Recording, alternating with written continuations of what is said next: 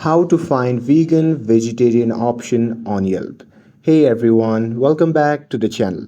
So are you looking for plant-based meals near you? Well, here is how you can find vegan or vegetarian option using the Yelp app. So now without further ado, let's get started.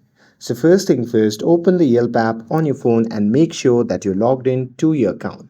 And now here, once you're inside the app, you can just tap on the search bar at the top and type in the keywords like vegan foods or the vegetarian restaurant or any specific dish like vegan burger. And after you search for it on the search result page, you can just tap on the filter button. And after that, you can simply scroll down to the category section, and there you can simply select either vegan or the vegetarian or both. And here you can also adjust the location or set a distance range if you want result nearby or in a specific area. And once you have selected the filters, you can just tap on search to apply further update on your result.